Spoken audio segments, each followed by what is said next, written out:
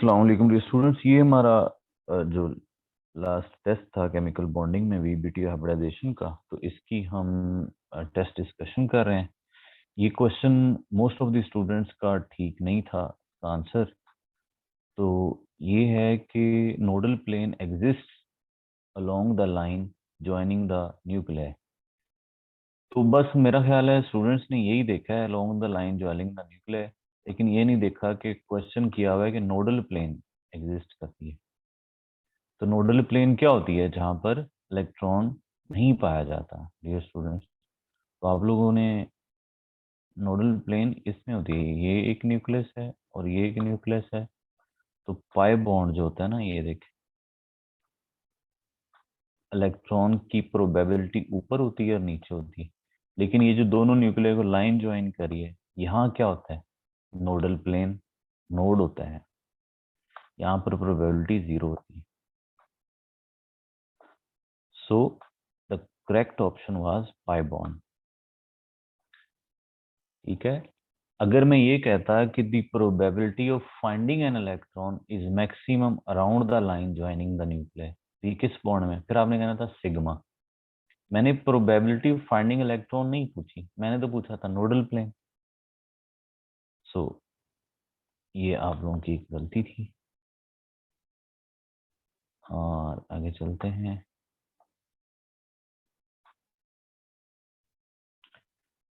Hybrid orbitals arrange in trigonal plane, ये simple ही था, मतलब sp2। सो इसको, ये तो रट्टा था, याद ही करना था बस। VBT explain all of the following except, इसमें ऑल था। एचएफ की फॉर्मेशन, H2S की भी ज्योमेट्री को, ज्योमेट्री मतलब शेप और बॉन्ड एंगल को एक्सप्लेन कर, और N2 की भी शेप और स्ट्रक्चर को। जानबूझ के मैंने ये वर्डिंग चेंज की है, स्ट्रक्चर और शेप। स्ट्रक्चर मीन वही एक तरह कह लें, शेप ही कह लें। और जो बॉन्ड क्या कौन कौन सा बनता है उसमें, सिग्मा बॉन्ड और पाई बॉन्ड, तो वो सारा कुछ मॉलिक्यूल का ये एक्सप्लेन करता है। बॉन्डिंग भी, बॉन्डिंग कह लें, और ज्योमेट्री में शेप और एंगल आ जाता है, स्ट्रक्चर में बॉन्डिंग आ जाती है, और एंगल भी और शेप सारा कुछ आ जाता है। सो ये ऑल इसमें ठीक है। तो फिर नन, क्योंकि वीबीटी इन सबको एक्सप्लेन करती है। और ये तमाम एग्जाम्पल्स फर्स्ट ईयर की बुक पर हैं, कोई नई चीजें नहीं थी। A covalent bond is formed when two half-filled atomic orbital, ये स्टेटमेंट वीबीटी की है बच्चों, सिंपल सी सीधी सीधी statement. The shape of NF3 molecule as per hybridization concept is, the shape of NF3 molecule। तो ये अक्सर स्टूडेंट्स का ये गलत था।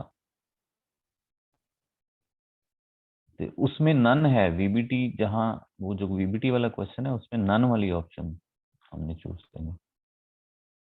तो NF3 मॉलिक्यूल को आप देखें कि ये एक N है, उसके साथ 3F कनेक्टेड है। N के वैलेंस शेल में टोटल वो होते हैं 5 इलेक्ट्रॉन, उसमें से 3 F के साथ शेयर हो जाते हैं और 2 इधर फ्री रह जाते हैं। ये sp3 हाइब्रिडाइजेशन कॉन्सेप्ट से एक्सप्लेन हो सकता है। तो ये लोन पेयर। तो ये फिर शेप जब इस तरह की शेप हो जिसमें इलेक्ट्रॉन पेयर तो 4 आ रहे हैं, लेकिन उसमें से एक पेयर लोन पेयर है, फिर इसको हम टेट्राहेड्रल नहीं कहेंगे। टेट्राहेड्रल स्ट्रक्चर फिर ये नहीं है, ये होगी ट्राइगोनल पिरामिड स्ट्रक्चर। जैसे एहराम मिस्र हैं, उसमें पिरामिड शेप होती है। तो ये नीचे इसके 3 कॉर्नर्स होंगे ये वाले, और इन यही 3 कॉर्नर्स इकट्ठे होकर ऊपर एक चोटी पर पहुंचते हैं, ये वाली चोटी एन, पीक जिसे हम कह सकते हैं। So this is trigonal pyramid structure. ठीक है जी। और what is the hybridisation state of P in PCl5? तो PCl5 में आपने ये देखना है कि फास्फोरस 5 बॉन्ड्स बना रहा है। अब आपने डिसाइड कैसे करना है? आपने देखा ना फास्फोरस 5 बॉन्ड्स बना रहा है, तो ना तो ये sp3 है, ना ही sp2 है, ना ही sp है, उसमें तो हाइब्रिड ऑर्बिटल्स ही 4 बनते हैं sp3 में मैक्सिमम। तो फिर इसके लिए आप क्या करेंगे, आप कहेंगे ऐसी हाइब्रिडाइजेशन मैं सोचूं कि जिसमें 5 हाइब्रिड ऑर्बिटल्स बने। ठीक है, तो वो हाइब्रिडाइजेशन है sp3d। जारी बात है, जितने एटॉमिक ऑर्बिटल्स पार्टिसिपेट करेंगे हाइब्रिडाइजेशन में, उतने ही नए एटॉमिक ऑर्बिटल्स बनेंगे। सो 1s 3p और 1d ये पार्टिसिपेट करेंगे हाइब्रिडाइजेशन में, और pCl5 जो है वो बनेगा। इस तरह होगा, हाइब्रिड ऑर्बिटल्स यूं बनेंगे, सेंटर पे फास्फोरस, और 3 ऑर्बिटल्स यूं होंगे एक प्लेन में, ऐसे कह लें, और एक ऑर्बिटल स्क्रीन के बाहर को निकल रहा होगा, और एक ऑर्बिटल स्क्रीन के अंदर की तरफ जा रहा होगा। इस तरह 5 ऑर्बिटल्स बनते हैं। तो 3 आपस में ये ट्रायगोनल प्लेनर होते हैं, इन्हें इक्वेटोरियल कहते हैं, और 2 एक्सियल होते हैं, वो दोनों इनके साथ 90 का एंगल बनाते हैं, जबकि ये आपस में 120 का एंगल बनाते हैं। 2 तरह के एंगल इस शेप में होते हैं। ठीक है, तो इसमें एक चीज जो मजीद कंफ्यूजिंग हो सकती थी, वो मैं ये भी दे सकता था DsP3। ठीक है, तो ऑप्शन मैंने वो नहीं दी, सिंपल दे दी sp3d। तो अगर मैं, जिन बच्चों को ये पता था कि इसमें हाइब्रिडाइजेशन कौन सी है, वो इस बात पे कंफ्यूज हो जाते कि ये DsP3 है या sp3d है। तो इसके लिए आप फास्फोरस की इलेक्ट्रॉनिक कॉन्फ़िगरेशन देखेंगे, तो आप उसमें जो है वो देखेंगे कि उसके जो ऑर्बिटल्स पार्टिसिपेट करेंगे वो s होगा, पहले s आ रहा होगा। ठीक है, और फिर यानी 4 का s, 4 का ही p, और 3 का d, तो sp3d ये हाइब्रिडाइजेशन वो बनती है। एक s है, 3 p है, और एक d है। तो ये जो क्विज होता है ना, इस क्विज में वो पावर जो है वो नहीं आती, तो पावर ऐसे लिखी जाए, आती होती है साथ, p3 का मतलब है जो p के ऊपर पावर है 3। सो नेक्स्ट चलते हैं।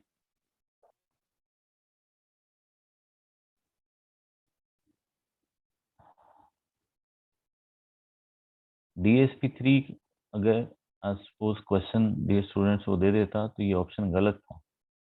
DsP3 का मतलब ये है कि D किसी पिछले शेल का,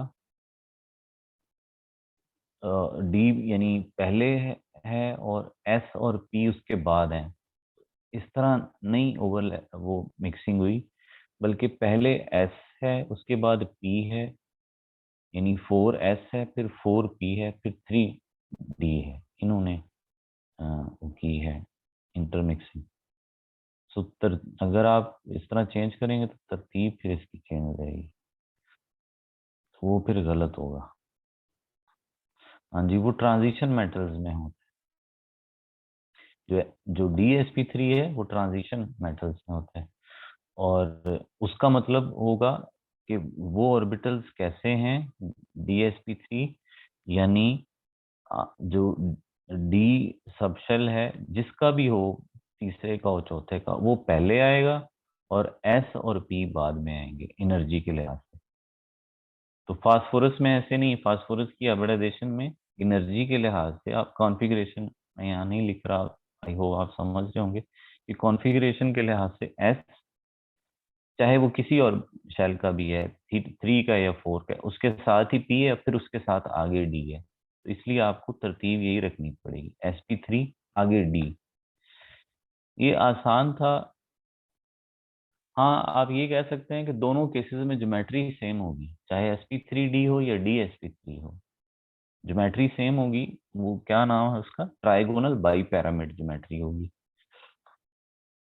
इन which of the following molecule excited state is required, तो वो आप कॉन्फ़िगरेशन देके लिखेंगे, और उसमें आपको पता चलेगा कि यहाँ ये BeCl sp2 के केस में हम एक्साइटेड स्टेट जो है वो लिखनी हमारी मजबूरी है, बिकॉज बी कॉन्फ़िगरेशन बनती 1s2 2s2 1s2 2s2, तो कोई भी हाफ फिल्ड नहीं है, 2s2 हाफ फिल्ड नहीं है।